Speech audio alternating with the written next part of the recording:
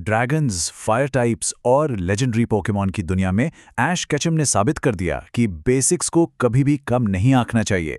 आज के इस एक्सप्लेनर में हम गिनती कर रहे हैं उन टॉप 5 नॉर्मल टाइप पोकेमॉन की जिन्होंने ऐश को सबसे बड़ी जीत दिलाई। तो चलिए सीधे इसमें गोता लगाते हैं। अक्सर बड़े और ताकतवर लेजेंडरीज ही सारी लाइमलाइट चुरा लेते हैं, है ना? लेकिन बेसिक्स को कम क्यों आंकना?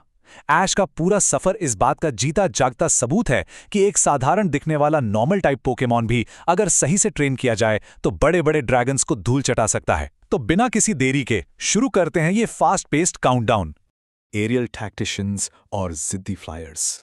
और इस काउंटडाउन में नंबर 5 पर अपनी जगह बना रहा है नॉकटाउल, जोहोतो रीजन का एमवीपी और ऐश का आज तक का इकलौता शाइनी पोकेमॉन।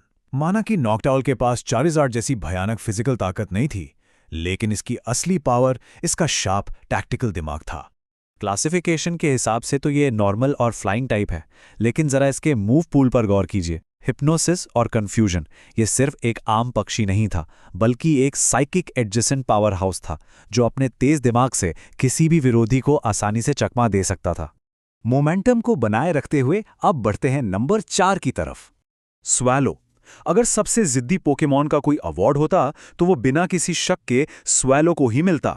होवेन रीजन के इस फ्लायर ने हिम्मत और हार न मानने वाली जिद की पूरी परिभाषा ही बदल दी।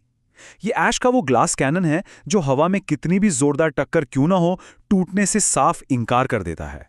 इसके कारनामे सच में रोंगटे खड़े कर देने वाले हैं। याद है जब इसने पिकाचू का पूरा थंडर आर्मर बूस्ट खुद पर ले लिया था? होवेन रीजन में इसकी स्पीड का कोई मुकाबला नहीं था और इलेक्ट्रिक टाइप मूव्स के खिलाफ इसका टिके रहना सच में हैरान करने वाला था। टेट और लिजा के खिलाफ जो ऐतिहासिक जीत मिली वो इसी की जिद का नतीजा थी। हवा में उड़ने वाले इन तेज पोकेमॉन के बाद अब रुख करते हैं हेवी हिटर्स और टैंक्स का। इस लिस्ट में नंबर 3 की पोजीशन पर कब्जा किया है स्टेराप्टर ने सिनो रीजन का असली पंक रॉक किंग। शुरुआत में ये सिर्फ एक साधारण स्काउट था, लेकिन समय के साथ ये एक बेहद आक्रामक और ताकतवर एरियल टाइटन बन गया। हवा में इससे पंगा लेना किसी बड़े खतरे से खाली नहीं था। इसकी सबसे बड़ी खासियत थी इसका सिग्नेचर मूव, क्लोज कॉम्बैट। ये एक high risk high reward fighting type attack है जिसमें भारी नुकसान पहुंचाने के लिए पोकेमॉन खुद के डिफरेंस को दांव पे लगा देता है। इसी मूव की बदौलत स्टेराप्टर ने पोकेरेंगा प्रतियोगिताओं से लेकर सिनो लीग तक अपना दबदबा कायम रखा। अब धड़कनें थाम लीजिए क्योंकि रनर अप यानी नंबर 2 का समय आ गया है। ये कॉन्ट्रास्ट सच में बड़ा मजेदार है। एक तरफ हमेशा सोता रहने वाला, एकदम शांत और आलसी स्वभाव, और दूसरी तरफ बैटलफील्ड का एक असली बीस्ट। जी हां, स्नोरलैक्स। ये ऐश का अल्टीमेट टैंक है जिसे बिल्कुल इमरजेंसी के समय कांच तोड़ने वाले बटन की तरह इस्तेमाल किया जाता था। इसके मूव्स की लिस्ट देखकर कोई भी चौंक जाएगा। हाइपर बीम, आइस पंच, बॉडी स्लैम, प्रोटेक्ट, रेस्ट और मेगा पंच। एक ही मैच में पूरे 6 अलग अलग मूव्स का इस्तेमाल करना पोकेमॉन की दुनिया में लगभग अनसुना है। इस डाइवर्स मूव पूल की वजह से स्नॉर्लेक्स यकीनन ऐश के सबसे ताकतवर पोकेमॉन में गिना जाता है। और अब समय आ गया है ग्रैंड फिनाले का, द अल्टीमेट हर्ड लीडर। इस पूरी लिस्ट में नंबर 1 का ताज जाता है टॉरस को, झुंड का असली नेता और प्रकृति की एक अनियंत्रित ताकत। जरा सोचिए, सफारी जोन में पूरे 30 टॉरस पकड़े गए थे, लेकिन बैटल के लिए जिसे चुना गया वो एकदम शुद्ध और बेजोड़ नॉर्मल टाइप ताकत का भंडार था। टॉरस का सफर किसी एपिक से कम नहीं है। सीजन 1 में पकड़े जाने से लेकर सीजन 2 के ऑरेंज आइलैंड्स में ड्रेक के शक्तिशाली ड्रैगनाइट और वीनोसॉर को हराना, और फिर सीजन 9 के बैटल फ्रंटियर में अपना डोमिनेंस दिखाना।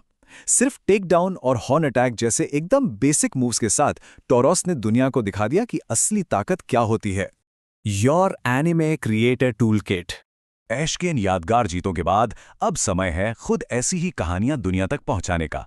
ये प्रोसेस बहुत ही आसान है। सबसे पहले नियावर टॉरेंट इंडेक्स का इस्तेमाल करके एकदम रॉ बिना सबटाइटल वाले एनिमे फुटेज खोजें। फिर मिनी टूल मूवी मेकर का इस्तेमाल करके उन क्लिप्स को सीमलेस तरीके से एडिट करें, और आखिर में योर वॉइस का उपयोग करके एक बेदाग, रियलिस्टिक और इमोशनल एआई वॉइस ओवर जोड़ दें। ये टूल्स हर क्रिएटर के लिए एक गेम चेंजर है। निया पे रॉ एनिमे का एक विशाल भंडार मिल जाता है। मिनी टूल मूवी मेकर बिना किसी वाटरमार्क के आसान मल्टी ट्रैक एडिटिंग की सुविधा देता है, और योर वॉइस, ये एक ऐसा टूल है जो 93 से ज्यादा भाषाओं में 1000 से भी ज्यादा AI वॉइसेस देता है, वो भी एकदम इंसानों जैसे इमोशंस के साथ। इन टूल्स के साथ प्रोफेशनल ग्रेड का फैंडम कंटेंट बनाना एकदम बच्चों का खेल है। जोतों से लेके सिनों तक इन नॉर्मल टाइप्स ने सच में साबित कर दिया कि वो साधारण तो बिल्कुल नहीं है। तो इनमें से सबसे पसंदीदा पोकेमॉन कौन सा था? जवाब कमेंट्स में जरूर शेयर करें और ऐसे ही मजेदार पोकेमॉन काउंटडाउन के लिए लाइक और सब्सक्राइब करना ना भूलें।